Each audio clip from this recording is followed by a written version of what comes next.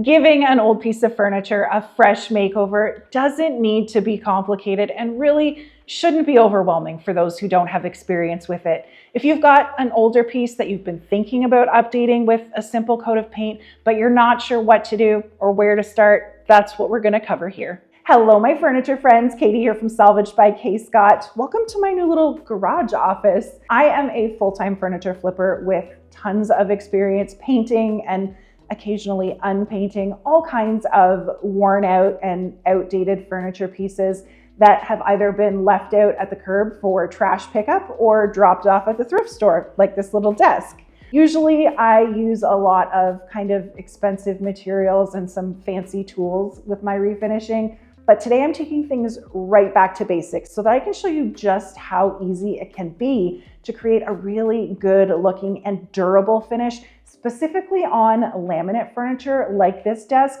or that really slick kind of plasticky finish that we see on a lot of IKEA type furniture these days.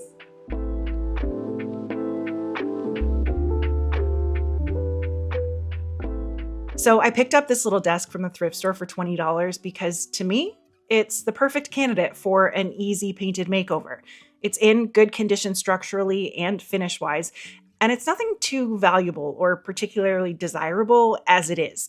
It's a later mid-century modern design, probably from the early 1970s, and it's pretty cheaply made with this plastic laminate over top of particle board. Still a totally usable piece of furniture that's made it through 50 years already and has lots of life left in it, but could benefit from a little sprucing up. And since it's basically a picture of wood grain printed onto plastic, this stuff can't be refinished or stained the same way that solid wood or a wood veneer can be, so paint is really the only way to go.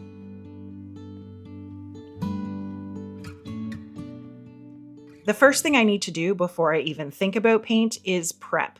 I need to get all of these surfaces ready. And for me, that always starts with pulling out the drawers, unscrewing the hardware, and giving everything a good clean. I really like these simple handles, so I'm going to reuse them and I'll just pop them and their screws into a cup so I don't lose anything. This also means that I don't have to worry about filling in holes or re-drilling new ones, which is a plus, especially if you're a beginner. For my cleaning, I like to use Simple Green and warm water, but you can use really any cleaner you've got that's got some degreasing power to it. The purpose of this is to remove any kind of contaminants on the surface, like sticky, oily fingerprints, furniture polishes, or wax residue that can really interfere with paint making a good bond. Once I've finished scrubbing each piece, I'll go back over with some clean water to rinse any leftover soap and then leave things to dry back out. I should note that particle board or chipboard like this does not like moisture and will swell or puff up if it gets wet. So I'm trying to avoid any of this exposed stuff on the insides of the drawers, and I'm going to use my primer in a bit as a protective sealer layer over this.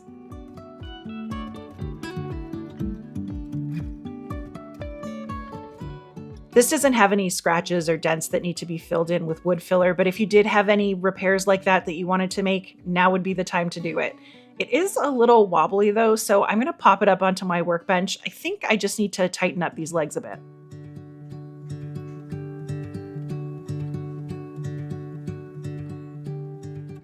Okay, while that's drying, I'm going to make a quick run to Home Depot to grab the rest of my supplies. I'm in Canada, but I know a large portion of my viewers are in the US, so some product packaging might look slightly different and the prices will definitely look different, but you should be able to find all the same stuff. I want to go with a dark navy color on this desk. So once I'd chosen that, I grabbed a quart-sized can of this Satin Alkyd Enamel Melamine finish and left it at the desk to get it mixed up. Then I headed down the primer aisle. This bin shellac-based primer is what I use most often on my furniture projects because it does all the things you could ever want a primer to do. For this project, I want it for its sticking power because I know it will hold on to that slick laminate like glue. I'm also going to grab a fresh 180 grit sanding block so I can scuff up the surface and some 400 grit sanding sheets so I can smooth out the primer and paint in between coats. To apply my paint, I'm going to need a nice brush, and I really like these little Wooster stubby brushes and some short napped roller covers that will work great with this self-leveling paint I've chosen and give me the smoothest finish possible. I already have a little paint tray and roller handle at home, so once my paint was ready, I headed back. Next up, we need to sand. Basically, on a surface like this, we just want to scuff up the shiny finish to give it some tooth or micro texture for the new finish to grab onto. And trust me, even if your paint says low prep or no prep, no sanding required, you do still need to sand. It's just a non-negotiable for me for a good, durable finish. One, because older secondhand furniture usually has dings that need to be smoothed out. And two, because it really does make a massive impact in the bonding power of any primer or paint. All I'm doing is rubbing the sanding block back and forth over each section until it's lost that glossy look. It shouldn't take more than 15 or 20 minutes to scuff sand a piece of furniture by hand. And if you have a power sander that you want to use to speed things up even more, perfect. Since the bottoms of these legs, which are actually solid wood with a brown painted finish over them already, but it's chipping, I'm just going to use the sandpaper to smooth out the different levels and make sure there's no other loose paint that might want to let go eventually underneath my new finish.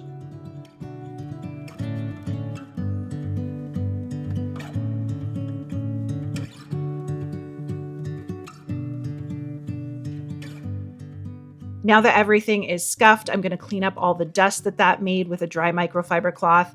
A slightly damp rag will do an even better job at picking up that fine dust, but I don't want to get these drawers wet again, so this will do a good enough job.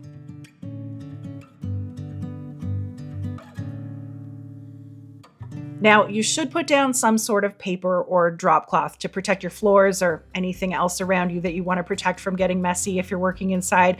But since my garage floor's entire job is getting messy with paint, I'm not too worried. The next step, though, is primer. Priming a surface before painting it can serve a few different purposes. Like I said, this shellac-based primer covers all of them. It can block in natural oils in solid wood from leaching up or bleeding through and staining a new finish. It also is really good at blocking odors, which are common in old furniture. But here, what I'm using it for is really its adhesion power. It's gonna make sure my paint sticks to this slick surface, which is usually where things go wrong with this stuff. Paint just doesn't like to hold on to this stuff and will scratch or peel off pretty easily if it's not primed with a good adhesion primer. Since this stuff is a shellac base, it's a little bit of a pain to work with. It stinks, so make sure you crack a window and wear a mask. And it really doesn't like water, which makes it yucky to clean up. So I like to just line my tray with some tin foil and use a cheap microfiber roller just from the dollar store that I can toss when I'm done. If you do want to wash things out afterwards, you need to use ammonia or denatured alcohol to do it. It's pretty common for the shellac to separate out of the white base in the can too, so don't worry if you see a weird layer on top when you first open it. Just give it a good stir to mix everything back together and you're good to go.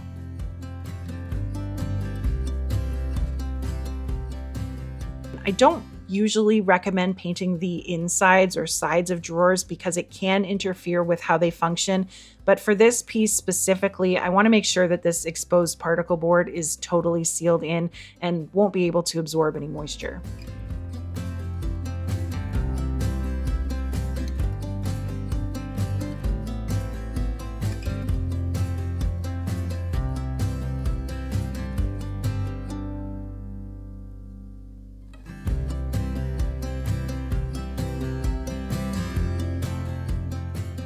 I let the primer dry for about an hour, and now I'm just going to wrap some of this fine 400 grit around my sanding block to smooth it out and knock down any of the texture from the roller or any little fuzzy bits that have dried in it. Again, this is not a big labor-intensive sanding job, just a really light rub over each surface that makes a big difference in the final result, and I'll wipe up all the dust this creates again with my lint-free cloth. If you don't remove the dust after sanding, all those little bits that are left behind just get trapped in whatever your next layer is and make it look lumpy and just feel rough.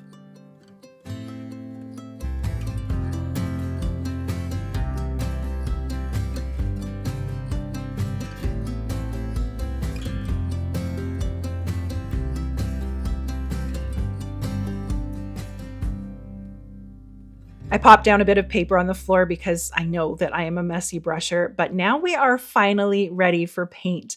I find these add the least amount of air or bubbles into the paint and give the smoothest rolled finish. Another tip for getting a really smooth finish with a roller is that if you're using a brand new cover like this, to wash it out and scrub any loose bits of lint out before you start, even if it says it's lint free.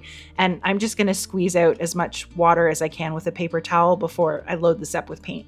This Alkyd enamel is a favorite paint of mine because it does brush, roll, and spray really beautiful and is tough as nails. And I can have it mixed in whatever color I need, unlike a lot of pre-tinted specialty furniture paints. But whatever paint you do decide to use, you need to read all of the manufacturer's instructions for their recommended application tools, ideal temperatures, dry and cure times before you get started. Since this particular paint cures to such a durable finish, there's also no need to buy or apply an additional top coat for most projects. My best tip for newbies on applying a clear coat or top coat over dark paint colors like this is just don't. It's really hard to get a good looking, consistent, and streak-free finish over darker, richer colors like this, that you'll just be causing yourself more aggravation than you need to. And if you choose a paint that just lets you skip that extra step, you are already way ahead of the game. I'm going to use the brush to get the paint into the corners and any areas where the roller doesn't fit well, and then I'll roll over everything to smooth it all out.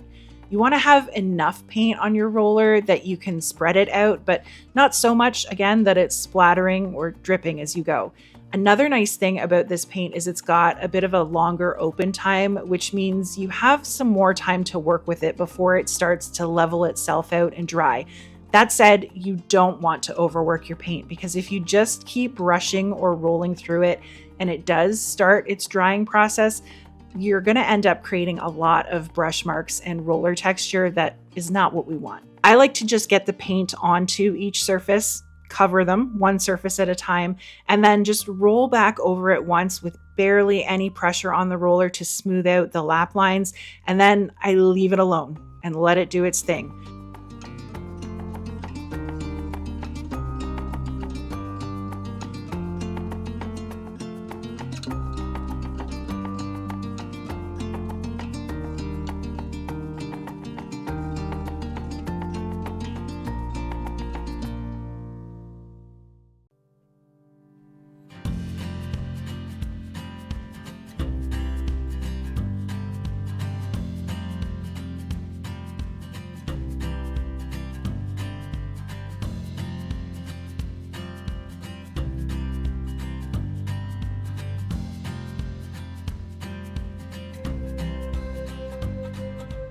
Paint does like to accumulate on corners and edges too, so make sure that you're keeping an eye out for anything like this and smooth it out as quickly as you can. But if you do miss a drip like this, just leave it alone, let it dry. It's not the end of the world, and you can blend it back in with a little bit more sanding before your next coat.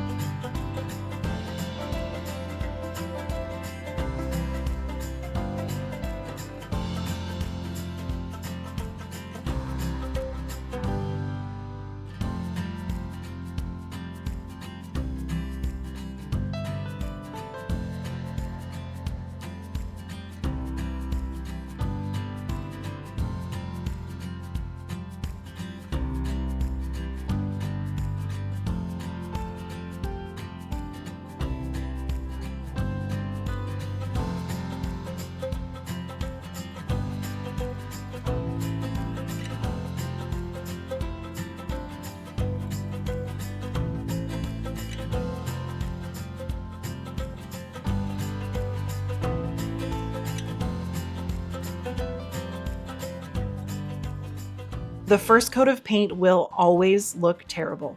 It is supposed to be streaky and blotchy and not full coverage, so don't panic when things are looking like a hot mess. The directions on the can tell me that if I'm working in ideal temperature and humidity, I can recoat this in anywhere from 4 to 8 hours. So 4 hours later, I gave it all another light sand with my 400 grit, and I'm just barely touching the surface here to grab any little lint pieces or dust that's dried into the paint. and I'll wipe off the dust and apply my second coat exactly the same way as the first.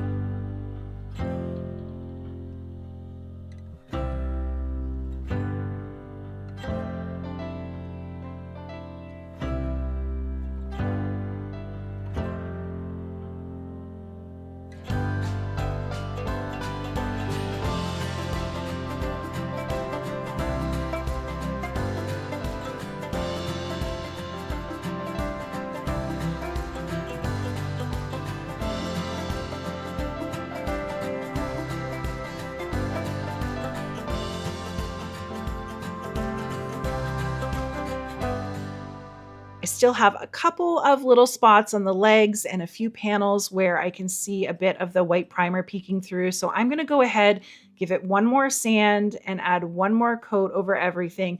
And then I'll leave it all to start curing overnight and I can pull things back together in the morning.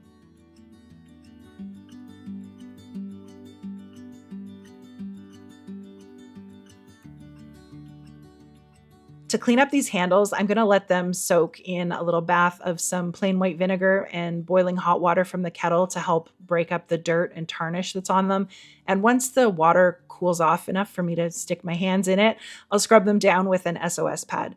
Sometimes hardware cleans up nicely, but other times the finish on them is too thin or too corroded to save. So it's definitely okay to use a little bit of metallic spray paint or even a metallic gilding wax to either refresh the existing color or change it to something different if you want. But these are looking great, so I'll screw them right back in place.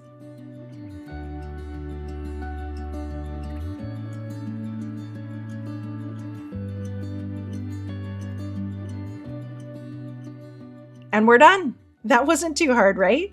This drab plastic brown desk has a fresh new navy finish that's looking beautifully smooth and modern. And once the paint is finished fully curing, it's gonna hold up to regular wear and tear just fine. I really hope that you found this video helpful and feel a little more comfortable and less intimidated tackling a project of your own like this soon. Please make sure that you're subscribed to the channel for tons more furniture flipping inspiration, tips, and tricks, and I will catch you all next time.